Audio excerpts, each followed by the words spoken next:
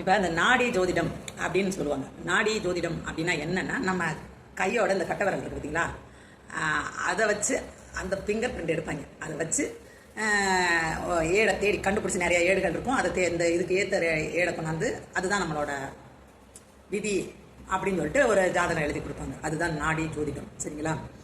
அப்படி இருக்கும் பட்சத்தில் எல்லா ரேகை வந்து எல்லாருக்கும் வேறு வேறு. இப்போ நம்ம ஆதார் வந்ததுக்கு ரீசனே ஒரு ரேகை மாதிரி இன்னொரு ரேகை இருக்காது அப்படின்றது தான் ஆதார் வந்துச்சு.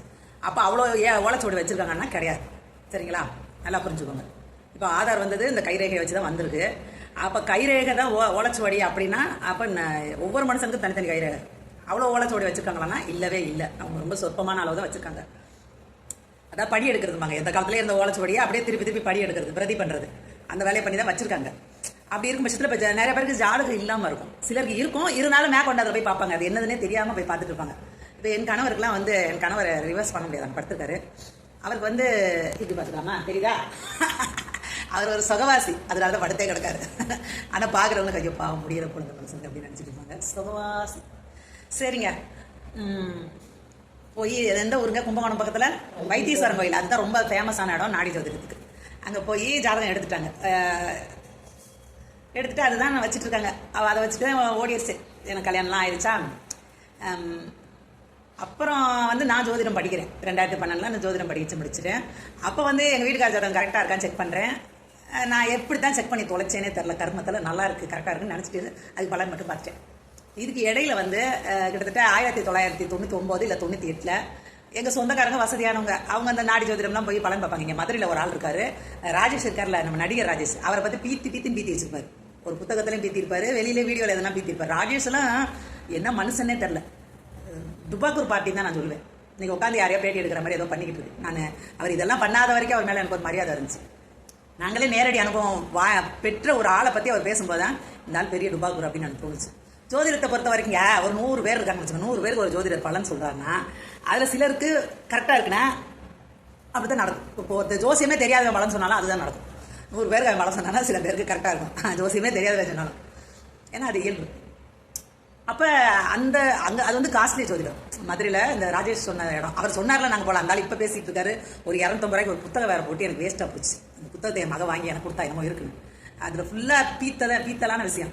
அந்த ஜோசியர் அப்படி அருமையானவர், இவர் நடக்கிறதுக்கு முன்னாடியே சொன்னார், அவர் கீழே செத்து போனார் அப்படின்னு என்னென்னமோ கதையடிச்சுக்கிட்டு எனக்கு செம்ம காண்டு அதை படிச்சுட்டு.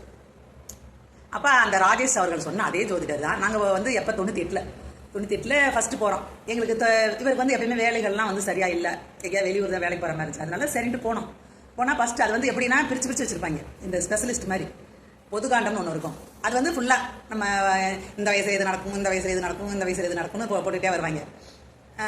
அதுக்கு மேலே தொழில் காண்டம், அதுக்கு தனி காசு. பொதுகாண்டத்துக்கு ஒரு காசு வாங்குறாங்க. இப்போ 500 வச்சுக்கோங்க. அந்த காலத்தில் 500 ரொம்ப பெரிய தொகை. 98 பொதுகாண்டம் பார்க்கணுன்னா 500 ரூபா, தொழில் காண்டத்தெல்லாம் பார்க்கணுன்னா 350 ரூபா அப்படி வச்சுக்கோங்க. அப்போ வந்து தொழில் காண்டத்துக்குள்ளே போனாலே சாந்தி காண்டம் வந்துடும். ஏன்னா நீ உனக்கு முடையா இருக்குதான் நீ போகிற. அப்போ ஒரு பரிகார காண்டம்னு ஒன்று வரணும்ல உனக்கு. அப்போ சாந்தி காண்டம் தான் பரிகார காண்டம். ரெண்டும் பார்க்குற மாதிரி ஆகிப்போம். எல்லாரும் தொழிலுக்கு தான் நிறையா பேர் ஜோசியம் பார்க்குறாங்க. அப்புறம் வந்து நிறையா அந்த 12 பிரிச்சுருவாங்க. 12 கட்டம் வருதுல, 12 பிரிச்சுருவாங்க. அப்படி விதவிதமாக ஒரு அட்டவணையை கொடுத்துருவாங்க, நாங்கள் இதெல்லாம் பார்க்குறோம் அப்படின்ட்டு. ஆனால் எல்லாரும் பொது காண்டம் தான் மெயினாக பார்ப்பாங்க. அதுக்கப்புறம் குழந்தை இல்லாதவங்க 5வது அந்த காண்டாங்க பூர்வ புண்ணியஸ்தானம் சொல்லிட்டு இருந்தே பார்ப்பாங்க. தொழில் காண்டம் நிறைய பேர் பார்ப்பாங்க. அப்போ 2 வருமானம் வந்துடும். 2 தடவை அந்த இடத்துக்கு போகிற மாதிரி ஆயிடும். கண்டிப்பாக தொழில் காண்டம் பார்த்தா சாதி காண்டம் பார்க்குற மாதிரி ஆயிடும், பரிகார காண்டம். நாங்கள் தொழில் காண்டம் போய் பார்த்தோம். பொது காண்டம் போய் பார்த்தோம். ஒரு கேசட்டில் பதிவு பண்ணி கொடுத்தாங்க. ஒரு நோட்டில் எழுதி, அதுக்கு ஒரு பாட்டு மாதிரி இருக்குது. அந்த பாட்டை எழுதி அது கேசட்டில் வந்து அந்த பாட்டை 2 வரியாக பாடுவாங்க. அப்புறம் அதுக்கு அர்த்தம் சொல்லுவாங்க. இப்படியே ஒரு கேசட்டை பதிவு பண்ணி கொடுத்தாங்க. வாங்கிட்டோம். எங்களுக்கு வேலை இல்லாமல் ரொம்ப கஷ்டமாக இருக்கிறதுனால அந்த கேசட்டை போட்டு அதுக்காண்டி எங்கள் வீட்டுக்கார டேப்பர் கார்டு வாங்கியிருப்பாருன்னு தோணுது.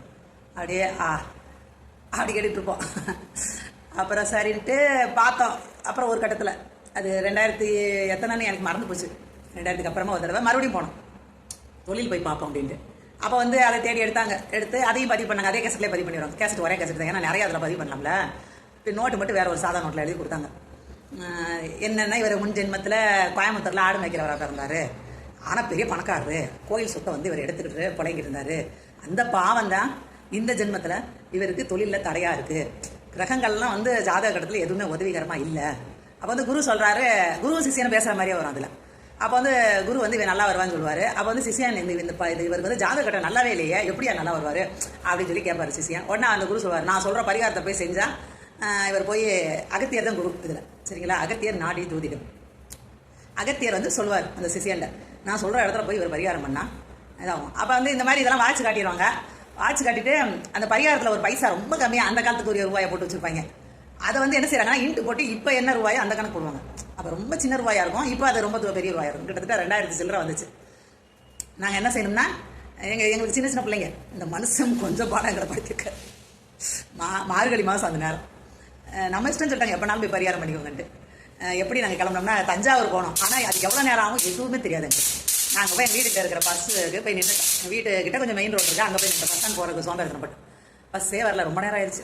இந்தான்னு எத்தனை மணிக்கு ஏறினா தெரியல, லேட்டாக தான் ஏறி இருப்பான். பஸ்ஸு காலை நேரம் தான். பஸ் ஏறியாச்சு. திருச்சியிலேருந்து தஞ்சாவூர்லேருந்து கும்பகோணத்துலேருந்து ஸ்ரீமுஷ்ணம், இத்தனை இது மாறி போயிருக்கோம். 2 சின்ன பிள்ளைங்க கூப்பிட்டுக்கிட்டு பக்கடான்னு சாயந்தரம் போய் சேர்றோம். புளியோதரை கட்டிட்டு போனோமா என்ன ஞாபகம் இல்லை, அங்கே உட்காந்து சாப்பிட்டோம். ஆனால் நல்ல தெய்வம் அது வந்து நம்மளை விரும்பி போகணும். பரிகாரன்ற பேரில் மார்கழி மாதத்தில் 2 சின்ன குழந்தைங்களை எடுத்துட்டு போகக்கூடாது. அந்த நேரத்தில் பிளான் பண்ணி கரெக்டாக போகணும். அது தெரியலை.